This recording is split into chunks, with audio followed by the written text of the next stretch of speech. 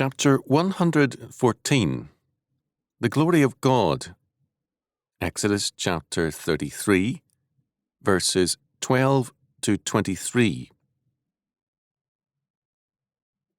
And Moses said unto the Lord, See, thou sayest unto me, Bring up this people, and thou hast not let me know whom thou wilt send with me. Yet thou hast said, I know thee by name, and thou hast also found grace in my sight.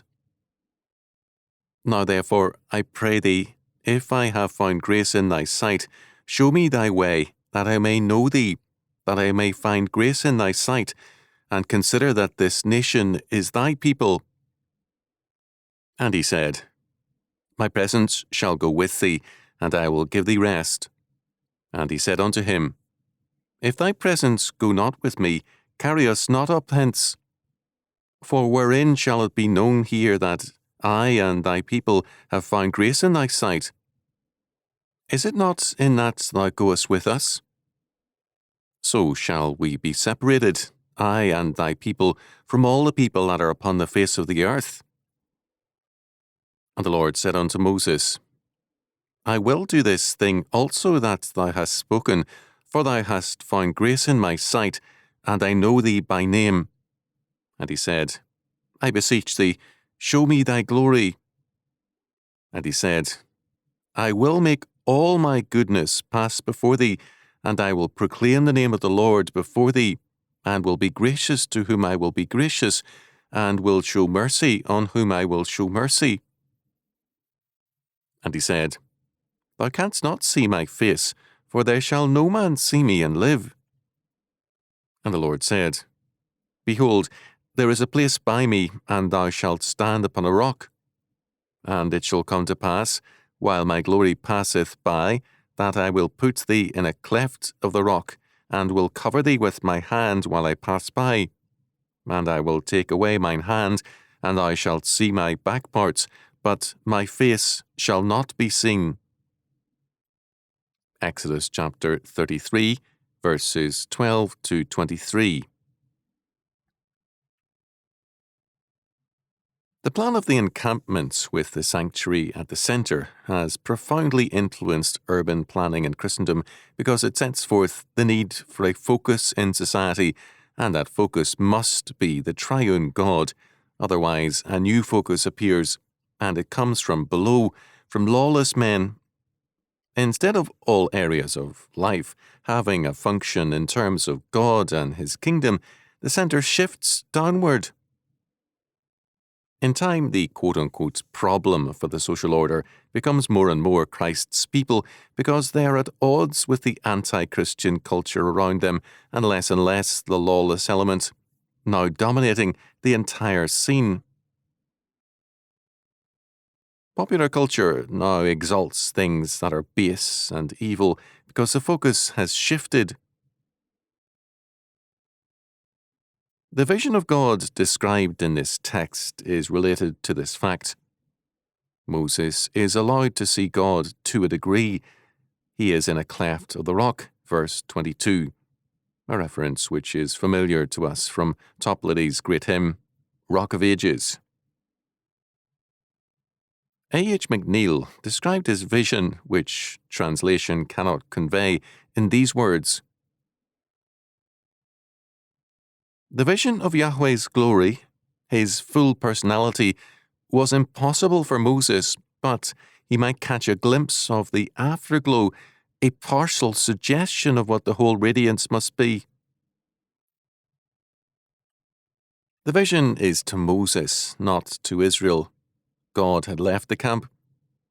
While he remained Israel's covenant Lord up to the crucifixion of Christ, his sanctuary from that time on was outside the camp, and also, in a sense, outside the city.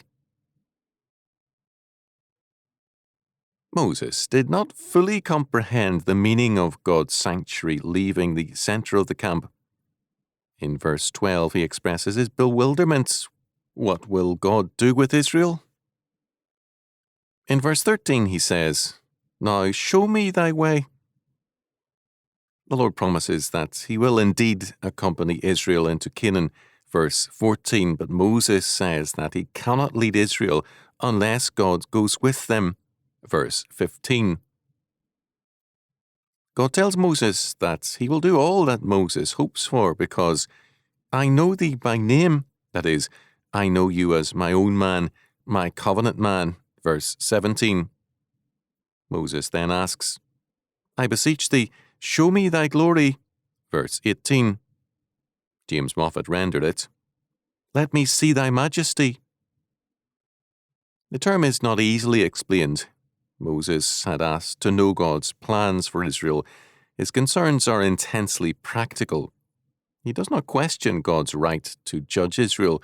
Moses himself had already done that in the name of the Lord. God's grace and purposes were what Moses wanted to comprehend. H.L. Ellison points out that God's passing by is metaphorical. He was to see God's back, that is, to understand him in retrospect, in the light of what he had done.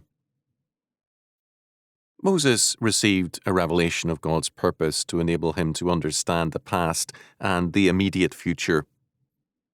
Moses had asked, show me thy way, or ways, verse 13. God answers first, my presence shall go with thee. He has partially separated himself from Israel, but he has not abandoned them. Second, I will give thee rest, verse 14. This meant a successful entry into and the conquest of Canaan. Third, Moses asks, show me thy glory, verse 18. God's answer is, I will make all my goodness pass before thee, verse 19. By means of the revelation of his goodness and grace, God makes clear to Moses the source of his mercy. I will proclaim the name of the Lord before thee means that God will reveal to Moses the full nature of his grace. Fourth, God then makes it clear that men cannot view God's grace independently of God's sovereignty because I will be gracious to whom I will be gracious, and will show mercy on whom I will show mercy. Verse 19. God's mercy and judgments are beyond man's control. They are exercises of his sovereign power. In other words, God, as the center, must be in the midst of the camp, that is, the center of life for man and society, but he is never of the camp. He and his purposes transcend man and society. In all of this, God has agreed to the renewal of the covenant, which is described in Exodus chapter 34, verses 1 to 35. The covenant is renewed, and the tables of law are renewed, but the past is not wiped out.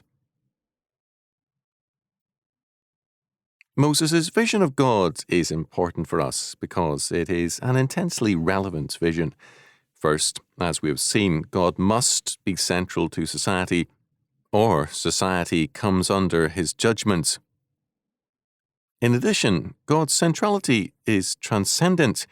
While the focus of man and his institutions must be on God, he himself far transcends man and his world.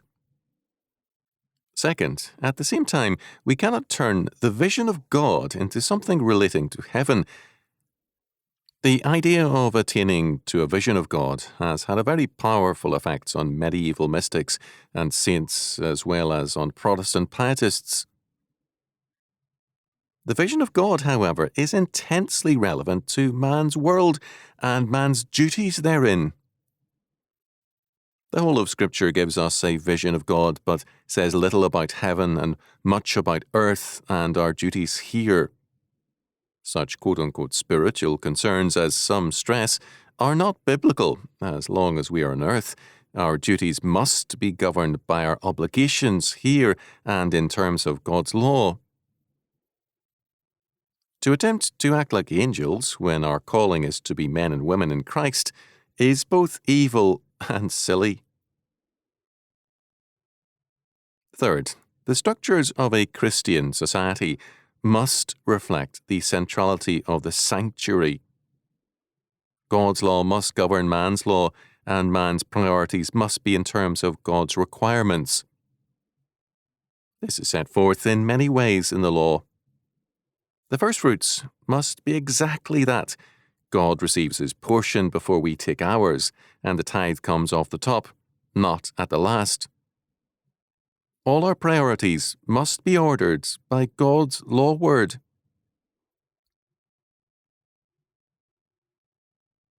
God tells Moses, "I know thy name," verse 12. Name in the Bible means one's nature. Names changed as men changed in their character. God knows our nature better than we do ourselves. God made it clear to Moses that he himself was beyond naming, that is, beyond definition and limitation. The story of the burning bush, Exodus chapter 3, verses 13 to 15. On the other hand, all men have names, because all men have a local and limited being. All proselytes were renamed in terms of their new life within the church. This took the form of giving a saint's name to a child in baptism. The name in ancient Israel was designed to express the personality and nature of the one named. This in itself was a restraint on behavior in a godly society, because an evil name could be given to a man, whatever else he called himself.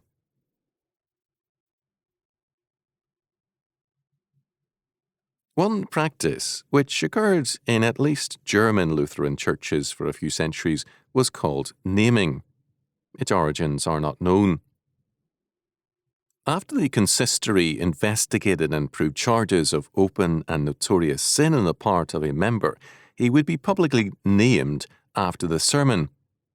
This could be followed, if repentance did not ensue, with excommunication.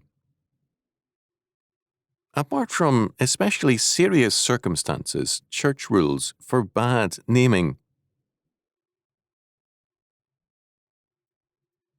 When God calls a man by his name, as in Exodus chapter 31 verse 2 and chapter 33 verse 12, and also Isaiah chapter 45 verses 3 and 4, it means that God honors that man for his clearly defined character and nature. This raises a very interesting point. God cannot be named because he is infinite, omnipotent, and omniscient, beyond our capacity to comprehend. On the other hand, when a man is named, or called by his name, by God, it means that a clear and steadfast nature exists. We are clearly defined in terms of our lives and priorities. The same is true of cultures and societies.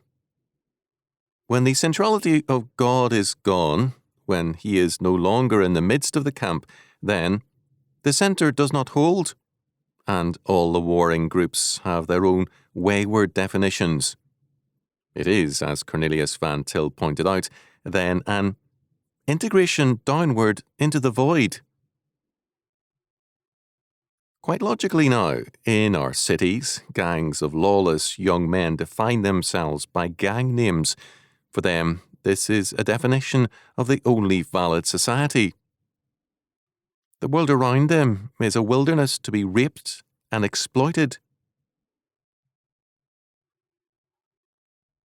With the breakdown of the West, we see everywhere minority groups redefining society in terms of their, at best, limited goals. When God is not at the centre, anarchy rules.